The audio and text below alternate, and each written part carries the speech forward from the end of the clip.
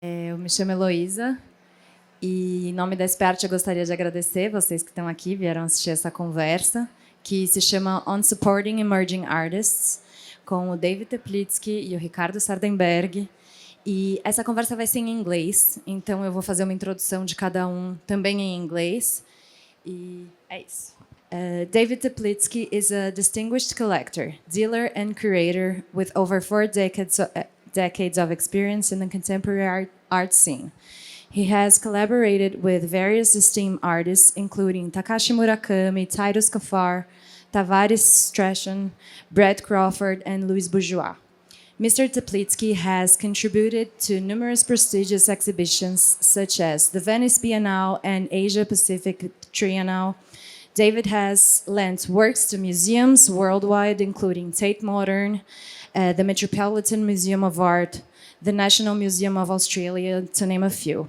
Additionally, he continues to mentor young artists, helping them to develop their practices and careers in the evolving art landscape. Ricardo Sardenberg is a curator, editor, and art critic. He was the representative for Art Basel in Brazil for 15 years. In 2020, he founded the Sardenberg Gallery, formerly known as Projeto Venus. Ricardo worked as a curator and producer at Pinacoteca, curated and designed Inhotim, and founded Editora Cobogó. He was curated of numerous exhibitions such as Noite Azul Elétrico at Mendes Wood, Pivô é a Rua at Pivô Arte e Pesquisa, on another scale at Galeria Contínua in San Gimignano, Cildo Meirelles no Reino da Foda, José Bento, Anomalia da Solidão, to name a few. It is an honor of SP-Arte to have both of them here today, and I'll give you the word. All right. Good afternoon. Thank you very much, SP-Arte, for the invitation. Thank you, David, for being here. Thank you all for coming. I think that I would like to begin saying that 2 days ago, David asked me, so what we're going to talk about? And I said, I have no idea. And I said, I hope at least we find some disagreement. And then as we talked, we kind of realized that we think very much alike, and it's not going to be that easy to find a disagreement, but maybe somewhere we do. And that would make everything more fun, in a way, I think. David is someone who I met about a year ago. He stormed into my gallery. I could say, I think the appropriate word is storming. We met fighting over one piece that he really wanted, and I had a reservation for it, and he wanted me to drop the reserve for him. And I couldn't really do it. But then he still came to SP-Arte and purchased a similar work from the same artist, which was Flora Rebolo. And then he started many other things. And then slowly I'm starting to know David, but I think a lot of people probably don't. I would like first if David could give a little introduction of himself. I know he's trained as an economist or something like that. And then somehow he stumbled into the art world. I would like to know how this happened and how we got here a little bit. Well, first, how many of you don't speak English really well? Is there anybody out there? No? Everybody speaks English well? Okay. If you guys have any questions or don't understand anything I'm saying, you can ask Ricardo in Portuguese. I've been involved in the art world, even though I look like I'm 25, for about 40 years. And I've had the pleasure to work with some of the artists that changed the history of contemporary art, and also in the fashion world the same. But I do want to make one correction before I talk about myself so we can have a slight disagreement. Actually, Ricardo sold me the painting and then informed me he forgot he had a reserve and the other person wanted it. We have a disagreement. First thing we disagree. I'm joking. But so I stumbled into the art world from a very young age. I became interested at 15 or 16 years old in art. I've been lucky enough to know a lot of people. Keith Haring, Basquiat, Andy Warhol, Murakami, Nara, Richter, Louise Bourgeois, Kiki Smith. The list goes on and on and on. And in recent years, had the great fortune to work with contemporary Aboriginal artist Tony Albert, who's now the Cartier Fellow, Titus Gaffar and Tavares Strawn. Tavares represented the Bahamas in the Biennale, and Titus Gaffar shows at Gagosian and recently produced his first film. Brett Crawford, who had a fantastic show a year ago in Hong Kong, and the list goes on and on. I spend my life split between the arts and fashion. I don't distinguish between the two. Joseph Beuys once said that every human being is an artist, and I think this is true. It starts when you get dressed in the morning. You know, I always thought I was different, and I never wanted to look like anyone else. I remember giving a talk at one of my kids' schools some years ago, and after the talk, the school said, "That was fascinating. You're never allowed to speak here again." So hopefully I won't say anything too inflammatory today. But I love art. My first projects in the art world were Kiki Smith. I produced a set of glass eyes with an artist who's no longer around, John Christie. And then I published a project in the 80s with Louise Bourgeois. So I've been super lucky. And, you know, when I came to Brazil, I got to meet one of, I think, the most important painters in the world straight away, Marina Reingans. And I was able to purchase 2 major paintings, one of which I gifted to the Tate Museum. And I think what's happening in Brazil is profound and interesting. As for me, I'd like to think I'm the coolest person in my own shoes, meaning that I really don't give a fuck whether you like me or not. I've always been super comfortable in my own skin. And walking around this fair, I feel very blessed to see a lot of interesting art. And most of it I couldn't tell you by name because it's new to me. But I think the dialogue is real. And what's great about having met Ricardo and us having this conversation is we are working on an interesting project, which I'll tell you about later. But, you know, for me, the most important thing about my work in the art world and about being an artist is there's no definition of what's good. All art is relevant if it comes from the soul. And that goes for fashion also. And it doesn't matter if you're wearing expensive fashion or inexpensive fashion.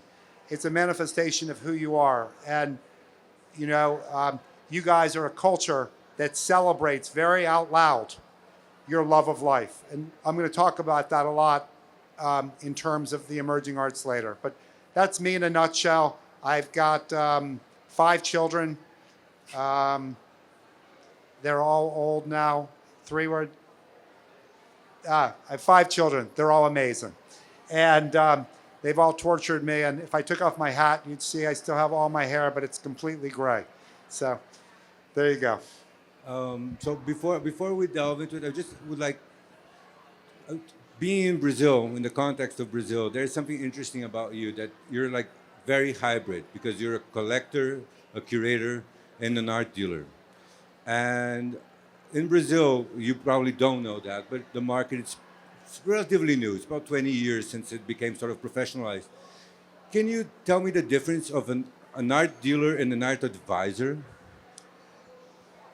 Wow. I have to be very careful what I say here because I don't have a lot of respect for art advisors in general. Yes. I have well, to we're be, too. We agree. See, we're agreeing. Yeah.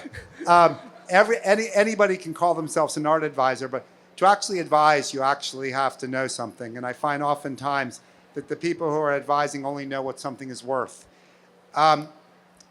So my job from the very beginning has been to ask questions and to listen and to understand how art speaks to itself from generation to generation. So to give you a great example, I have curated a very important collection of minimalism and abstraction for almost 30 years. And in that collection, there's everybody from Ellsworth Kelly to Franz Klein to Richard Diebenkorn, but also Oetsika. And, you know, art is a language where great art asks questions. And oftentimes, those questions and the answer to those questions predate other movements.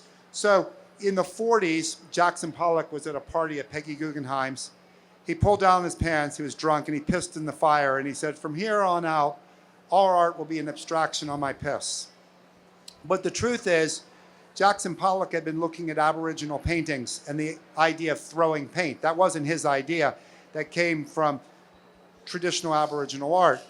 But he stopped the art world really in its tracks. And as a response to Pollock, you get what I call the straight edge and curvilinear abstraction. And the great curvilinear abstraction painter was Joan Mitchell.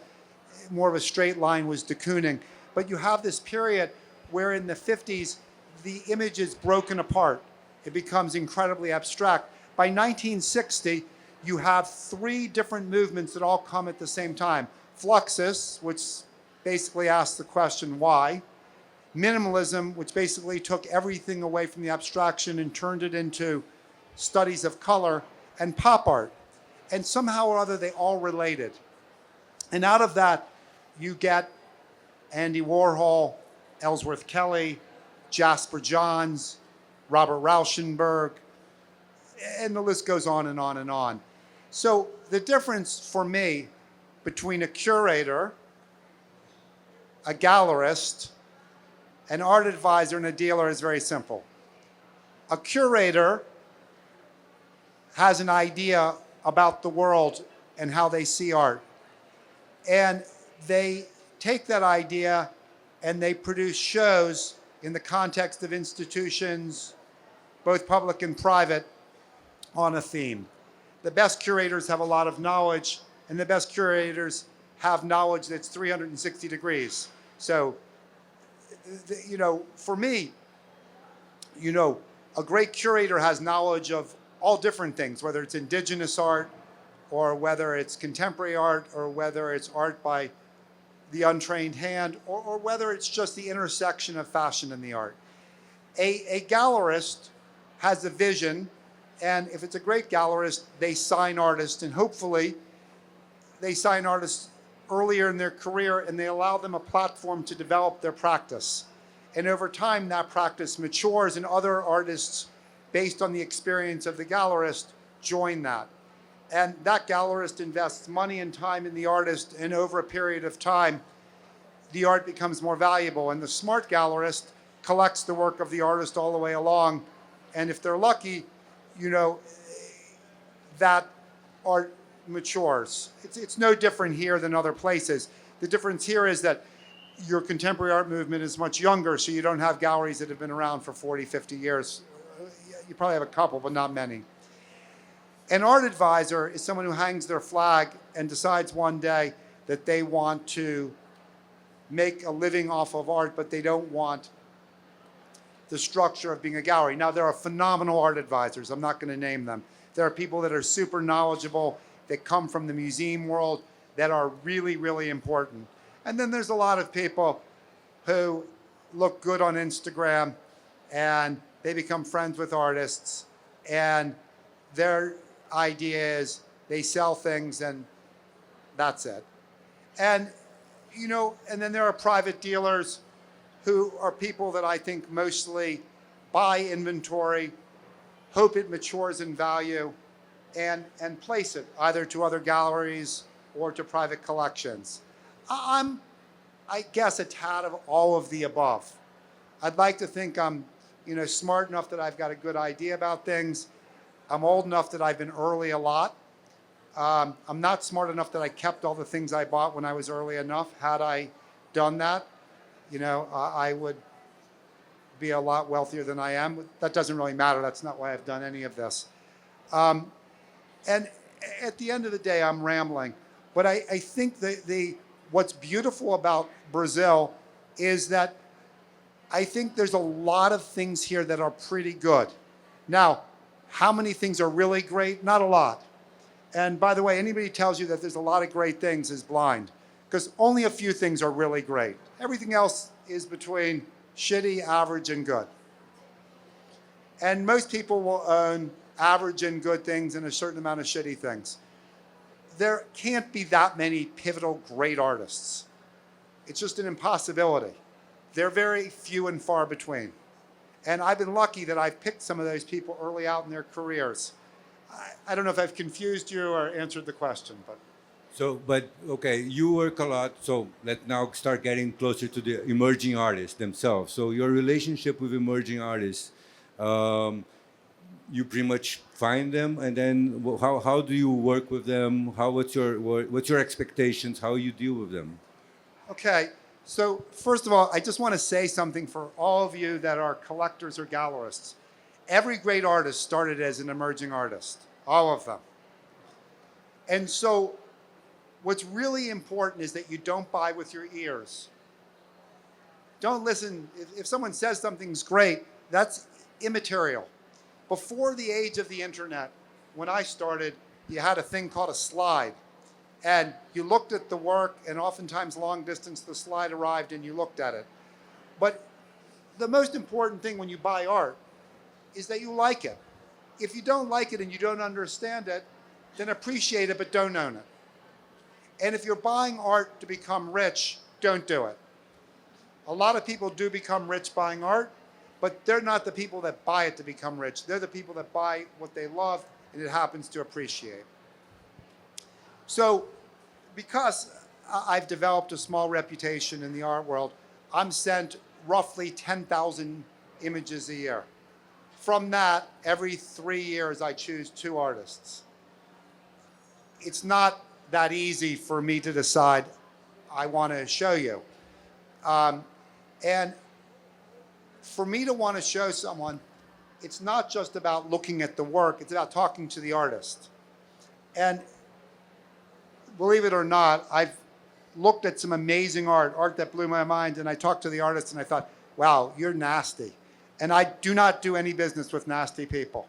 I don't do business with anybody who's racist, homophobic, any of the ugly things in the world. I'm not interested. There's enough beautiful people who make great things. So for me, there's several layers. I have to like the person and I have to think they're a good human being. I'm watching the world fracture itself into pieces right now over people that disagree and can't find any common ground. And I can tell all of you right now, art is so important, and it's why I support the arts. Because with art, you can have 2 people that really don't see eye to eye, but somehow or other their paintings live next to each other on the same wall, speaking about different messages. So let's talk about Brazil. Okay, that's it. Let's get to Brazil and speak about the emerging artists you found here and that you found it interesting. I want to first talk about your most famous artist, because I think the work looks similar to when she was an emerging artist. I want to talk about Beatriz Milhouses. That work to me is so much about Brazil. There's a little Matisse, there's a little color field, there's a little Warhol, and there's a lot of Carnival. It's a celebration of culture.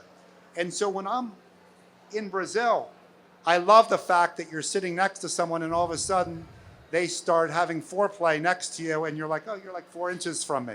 They're celebrating loudly their life. And when you go to Carnival, you see these amazing costumes, really incredible things. Wild, it's 105 degrees and someone's wearing 25 pounds of clothing. And before Beatriz was famous, she was an emerging artist, and wow, was it a celebration. And when I came to Brazil, I met an artist that all of a sudden reminded me of so many different people. Reminded me of Beatriz, reminded me of James Turrell, reminded me of Oetsika, and reminded me of nobody else. And when I spoke to him, he said, can I ask you for a contribution for $1,000? And I said, why? And he said, well, I live in a neighborhood that's between 2 favelas. And they have these big, ugly concrete structures that separate the neighborhoods so that cars can't do crazy things in between the neighborhoods. And I'm friends with the people that run these neighborhoods, and they've given me permission to make these concrete structures joyous. And to me, I was like, wow, this is special. that artist's name is Tynan Cabral, and you actually can see one of his paintings here. Cavallo? Cavallo. Yeah.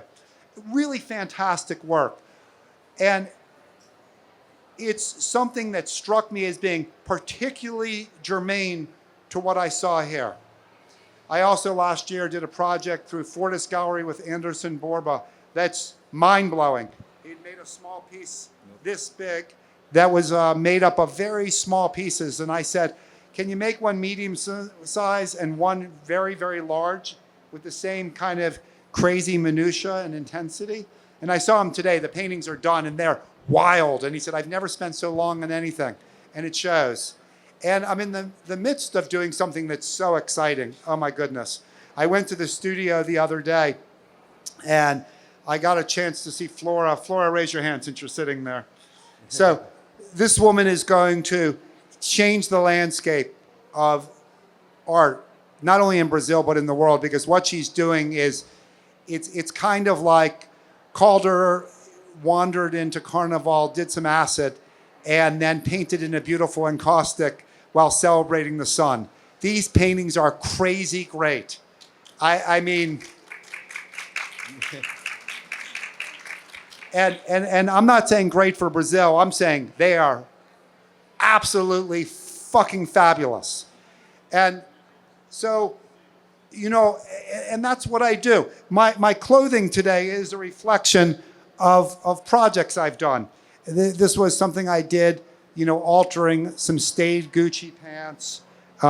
My shoes were painted by a Thai artist named Ids who paints crazy stuff, you know, and on and on and on. But I think when you walk around the fair, for those of you who have a chance to buy things, try and envisage how the piece would look in your bathroom, behind your couch, in your kitchen. Is it something that you love? And then walk away and don't buy it. And then come back an hour later and see if you still love it. And if you still love it, that's good. Then walk away again and come back an hour later. And then if you still love it, you're going to probably love it in 2 days. But most importantly, each time you come and look at the piece of art, it needs to speak to you slightly differently. You need to see something different. I can't remember your gallery. Quadra. So I bought a small painting from Quadra yesterday, and I'm not sure if the artist is amazing or just great, but this painting is super interesting, and I dreamt about it last night. And what's super great about it is, at first, it reminded me of Lucas Arruda, but when I thought about it a little bit, I kind of thought the artist was taking the piss out Lucas, because Lucas's clouds are perfect. And these clouds are filled with mathematical formulas that are subliminally integrated within the clouds. Now, I heard they're friends, so he's probably paying homage to Lucas. And Lucas is another example of a phenomenal artist who I think is really, really important and great. Before I stop talking and give the floor back to Ricardo, I want to mention one other thing. One of the great things about Brazil is some of your artists that have made it become champions for other artists. Luiz Zerbini is a great example of that. Fantastic painter, all over the place, you know, and you go to his studio and it's like an explosion of plants and interiors and landscape and abstraction. It's a bit of everything. He's a master. But I also love the fact that you go to a show and there is an artist that has created a kind of living city in the middle of nowhere, and Luiz has written the foreword for that. And he's always talking about everyone else. And this is a great thing about Brazil that I like so much. Even the gallerists, most of them, I mean, Marcia Fortis, and obviously Fortis is a great, great gallery, walked me over to Quadra yesterday. Had she not walked me over, I wouldn't have discovered this artist. And so I recommend you all go take a look and say, who's the artist Dave recommended? Ricardo, fantastic program. I wouldn't have met him if someone from SP-Arte hadn't last year brought me into his gallery. That's true. It was during SP-Arte. Someone actually said, like, you gotta come and see this. You're gonna like it. Yes, that's true. So let me. How different or similar you see like all these Brazilian emerging artists that you're interested in or you're involved with compared with other emerging artists you're seeing around the world as you're traveling and seeing things. The differences and the similarities. How do you? So first of all, a great emerging artist makes a lot of bad art with a lot of great art. If it's all great, none of it's really great. Part of what the word emerging means is that you're figuring out your practice. And so some things are a lot more successful than others. So in this respect, it's universally the same. What I think is interesting in Brazil is that you guys live with your culture. And so I think that there is an element of the traditional crafts here that finds itself in a lot of the work, which I find very interesting. And you can't separate out your nature here from your art because it's all around you. Although Brazil, like a lot of countries, needs to protect its nature, it's all around you. And so in that respect, it's very different. But the process is the same. The most different thing for me about the emerging art in Brazil, for example, and the emerging art in Europe is your palette. The palette here tends to be a lot brighter. And I get the sense, I could be incorrect, that a lot of artists here create work in spaces that are lit naturally or actually outside. I was talking to Julian Schnabel so many years ago, and he said, all great painting is created in natural light. I'm not sure I agree, but I think certainly it contributes to it. And I see that over and over and over again. I also think that Brazil has one of the more developed senses of design in the world. And so in the design sense, the work looks very similar on the emerging end to Europe, but it's original from here, I think. So I don't know if I answered your question, but that's how I would answer it. I see. But then, this thing about the emerging artists coming around, like you actually predated all this social media, and now today the emerging artist also is so much imbricated in social media all the time. The way it appears, the way we find it the first time. How do you think it's for the good or the bad? This presence and this use of social media in the way, even like the way it affects your own eye to get to the work or find the work. Well, it's interesting because, I'm Especially because you are such a big person in social media as well. So, but that's an accident. I have, my Instagram has several million followers, and I'd like to think it's because I'm super cool, but I think it's probably some sort of anomaly or mistake. But look, I think the best way of talking about it is if you're an artist or you're a collector and you're looking to social media for an answer, you've already lost. Okay? Now, that doesn't mean that social media isn't effective in communicating pictures and ideas, but a digital image is very sterile. You have to look at something to understand it. My best explanation is music. I grew up, and it was like a whole process. You went to the record store, you bought a record, you looked at the album art, you were like, oh, this is so cool. You opened it carefully, you rolled a joint, you smoked the joint, you listened to the record, you listened to like 5 songs, 3 were weird as anything, but it all kind of worked together. Now you go on Spotify and there is no such thing as conceptual records. I mean, that's not true, there are some, but for the most part it's 9 singles, all laced together. And there's something that's lost. Mind you, there's still great music being made. I think that social media certainly has changed everything. It's made it immediate. I think people feel like they're missing out if they don't get something. And I think it's a way of, for different people share their art online for different reasons. Some because they just are excited and some because it's status. I don't know if it's better or worse. It's just a sign of the times. How many of you in the audience are artists? Can you raise your hand if you're an artist? So it's interesting because, you know, if you're an artist, if I was an artist and I was using social media, I would, first of all, whenever I sent out images to people, I'd make them disappearing images. So I'd say, I'm going to send you this image and take a look. If you like it, let me know and I'll send it back so you can keep it. You know, I would make the technology work to myself.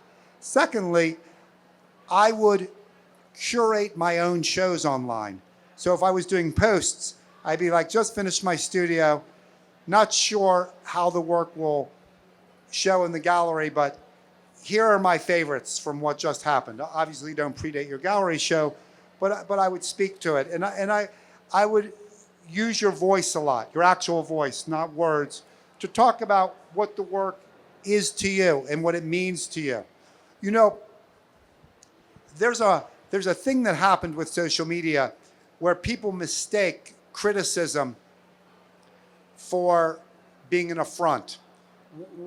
When I really started collecting with a fervor, I was super interested in making sure that underrepresented artists made their way into my collection. But there was no distinction for me in the quality of the art. The art had to be amazing. You know, I was trying to collect artists of color because it was at a moment where both women and artists of color had a lot of natural restraints to being shown in galleries. But I've worried in recent years that the thing that prohibited these artists from getting into galleries now made them easily inclusive.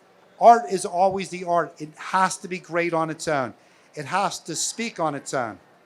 And so I would like to think that social media makes things more readily available.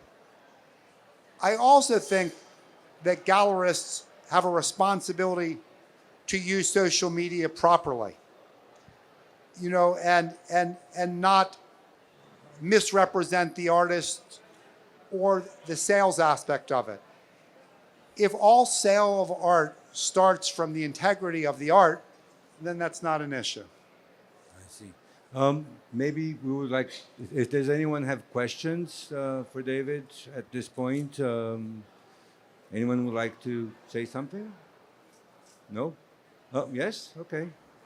Something that I just was thinking is a curiosity. How long have you been in Brazil, and how long has been your experience with the art we produce? If you have like experience with modern, postmodern, or you're just researching about contemporary art and emergent artists, I would like to have a little panorama about your knowledge about our production in art and design. Well, so as far as emerging artists go, fairly recently. This is my third visit to Brazil, and you know, learning about new artists happened on the spot. In terms of your masters, 30 years. You know, I was collecting a lot of people, and actually, you know, I was collecting Oetsika maybe 25 years ago, Beatrice maybe 20 years ago, and so on and so on. You know, you have such a rich history, and it's very easy to see, like Salcedo and the great masters have been represented well in the West for a long time. You know what to say. I like your art a lot. I love your country. You guys are great people. You're really, really connected. I love being here. And, you know, everyone's like, what's your favorite place? Well, I don't know. I love Sao Paulo. I love Rio. I mean, Rio's got such a vibration. It's like crazy. It's the only place in the world where you're at 7-Eleven and the person behind you puts his hand on your shoulder and says, I'd really like a Coke. And you're like, okay, let me buy you a Coke. But it's just a great place. I love Bahia. It's like the air is magic. But what makes Brazil so great are the people. You guys are the most loving, warm, great group of people. And you know, even though your soccer has fallen off a cliff a little bit, I've been following your soccer for a long time. And you know, I'm a Vinny Jr. fan now, but I was a Pele fan from the beginning. You know, got to see him play with the Cosmos. But I love the fact that there's no separation between your art and your culture. It's lived. I want to hear about your art. Can you pass the mic to her? Tell me about your art. Yes, because you're dressed really well, so I want to hear about your art. I'm a fashion designer. I've graduated and I found a job that was really disturbing for me. So I recently quit and now I'm trying to do art, but I've been doing art, but not that intentionally. So that's a new thing for me. I'm trying to do it now. Bravo. Okay, can you guys hand the mic to Flora, since you're sitting there? There you go. So Flora, I want to talk to you about our project and what it's like working together. So in your words, because I have no idea what you think, talk about what the project is. By the way, this woman rocks. She's so good, guys, so good. I'm pointing at her because she's that good. You heard it here first. Thank you. Well, we are developing a project which is like an immersive ambience with 4 big paintings. And it took me a while to decide what the project would be. It was a troubled beginning, but I don't know. I think I have this process-driven work. So I'm discovering what the project will be. But as you said, it has like this big fiery sun. And I'm working with botting prints that I've been working since, I don't know, the last 4 years. 4 years. 4 years. Yeah. And now I really have, I mean, I think you said something for me. It was like to think about these figures, what they are doing, what they are performing.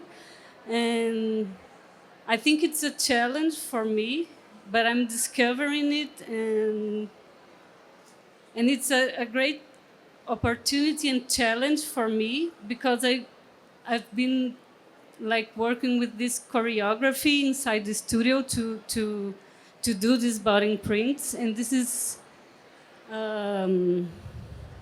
it's not exactly a new thing, but it's something that I don't know, I'm very excited about.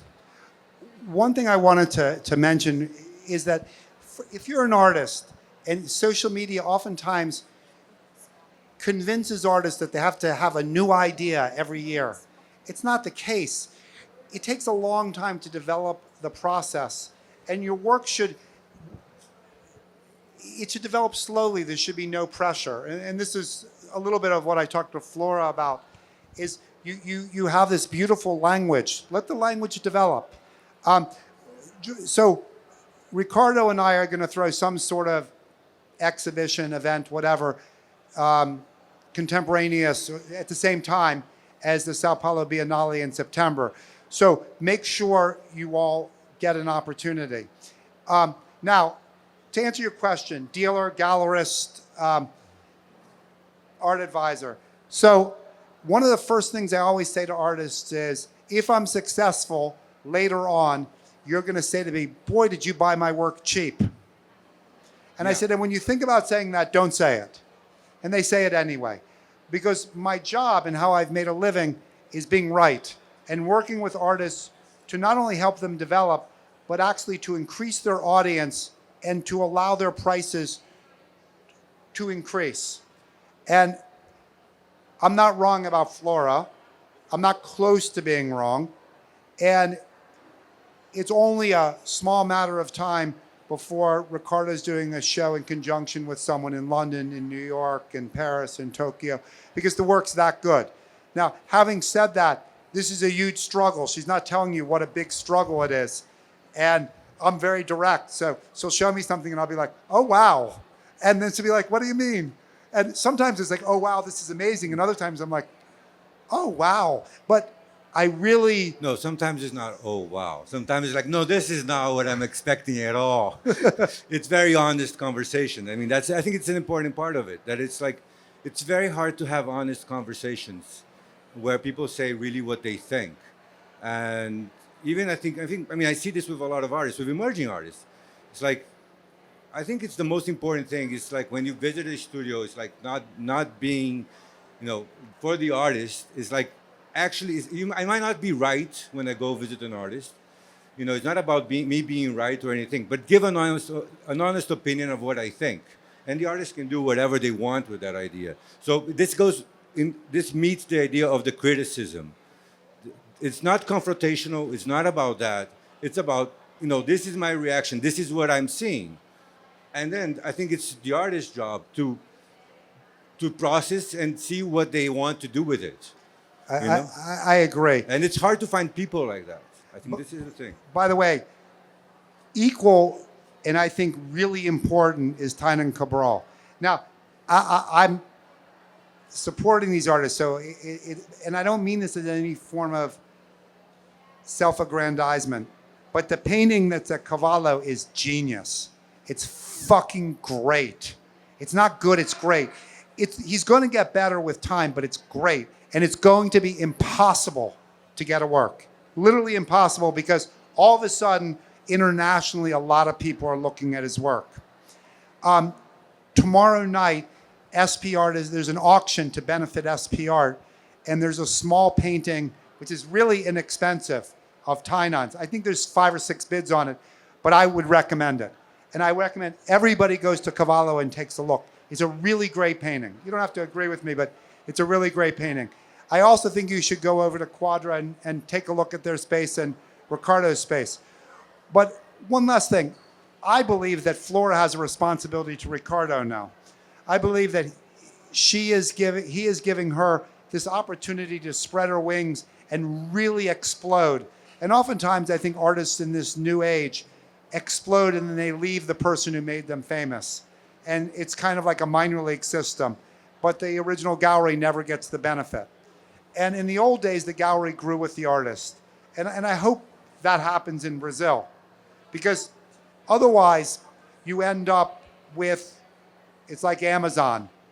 One place has everything. And that destroys the ability of other artists to develop. And by the way, when I said there's only a few great artists in a generation, there are lots of really good ones. And there's a lot of art at this fair that I walked around with and I would gladly own. I made also because you might not be right all the time. You might not be seeing something great that you didn't see it. 100%. It happens, right? Not often. No, I'm joking. No. It definitely happens. But what I will say is this. I 1,000% will miss a lot of things, but very rarely am I wrong about the people that I choose. It just, I've been lucky that way. But all the credit, I want you to know this, all of the credit when I work with the artist goes to the artist. None goes to me. I can say, wow, I really would like to see X, Y, and Z. And then the artist is like, yeah, great. But they have to figure it out. And I'll tell you a funny story. About 22, 23 years ago, I commissioned through Blum & Poe Gallery 2 works by the artist Yoshitomo Nara. And, of course, Nara's become probably the most famous commercially successful artist ever. And he's a phenomenal artist, museum shows, etc. But when he did the paintings, one of them it seemed really different and new to me. And, so he's like, what do you think, Dave? And I was like, oh, I love it. Because once the artwork's done, there's nothing to say, but I love it. And years later, someone asked me, did you know at the time you were looking at pure greatness? And I lied and said yes. But it took me by surprise. And at the end of the day, art belongs to the artist. I'm just a participant. Well, just a participant. Any more questions? Anyone would like to say something else or approach? If you guys are shy and you want to talk to me later, I'll be here for like another hour. I really, for all of you that are artists,